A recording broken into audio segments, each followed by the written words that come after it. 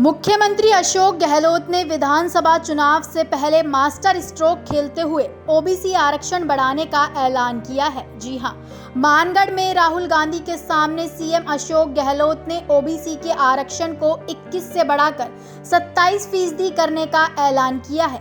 बता दें, सीएम गहलोत ने पहले प्रदेश में कई मौकों पर माहौल बनाया, फिर विधानसभा में संकल्प पारित कराया।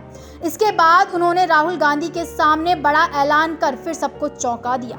ओबीसी के 55% वोट बैंक को साधने के लिए गहलोत ने रिजर्वेशन बढ़ाने का ऐलान किया। साथ ही मूल ओबीसी की 6% जनसंख्या के लिए अलग से 6% रिजर्वेशन की घोषणा भी की है।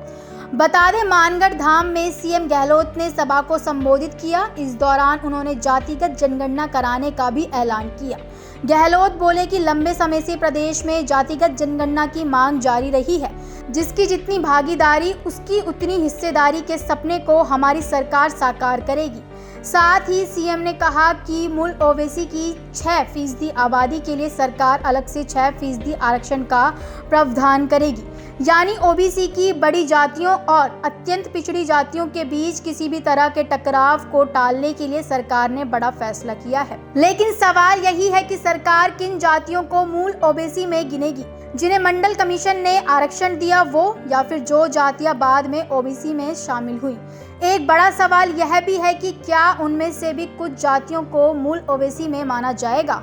आपको बता दें कि प्रदेश में जातिगत जनगणना की मांग लंबे समय से की जा रही थी, जिसके बाद सीएम गहलोत का यह ऐलान चुनाव जीतने के लिए तुरूप का इक्का समझा जा रहा है। साथ ही सीएम के इस कदम का ओबीसी संगठनों ने स्वागत भी किया है। आरक्षित वर्ग हित संरक्षक मंच के संरक्षण और पूर्व प्रशासनिक अधिकारी जस्सा राम ने कहा कि ओबीसी के 21% आरक्षण को बढ़ाकर 27% करना स्वागत योग्य कदम है। मूल ओबीसी के लिए 6% आरक्षण तय करने से पहले सरकार को ये ध्यान रखना चाहिए कि वर्तमान में मिल रहे 21% आरक्षण से किसी भी तरह की छेड़छाड़ ना हो।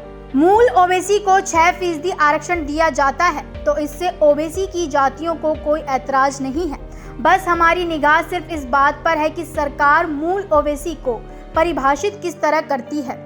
वहीं कांग्रेस को लगता है कि ये कदम प्रदेश में बीजेपी को चुनाव में जीतने से रोकने में कारगर साबित होगा।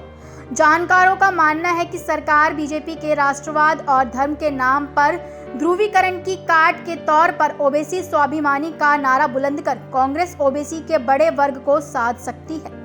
इसलिए गहलोत ने ये मास्टर कार्ड चुनाव से ठीक पहले खेला है। गहलोत के इस कदम से मूल ओबीसी की बेहद पिछड़ी जातियों और ओबीसी की इस मजबूत जातियों के बीच रिश्तों में सुधार आने की भी संभावना जताई जा रही है। गहलोत के इस फैसले से बीजेपी के सामने मुश्किलें खड़ी हो सकती हैं। अगर ओबीसी को गहलोत राजी रखने में कामयाब हो गए तो बीजेपी को चुनाव में नए सिरे से रणनीति बनाने पर मजबूर होना पड़ सकता है। इस खबर से जुड़ी तमाम जानकारी के लिए आप देखते रहें सहारा समय का डिजिटल प्लेटफॉर्म। अगर आपको ये वीडियो पसंद आया है तो इसे शेयर करना बिल्कुल ना भूलें। साथ ही कमेंट सेक्शन में अपनी राय जरूर दें।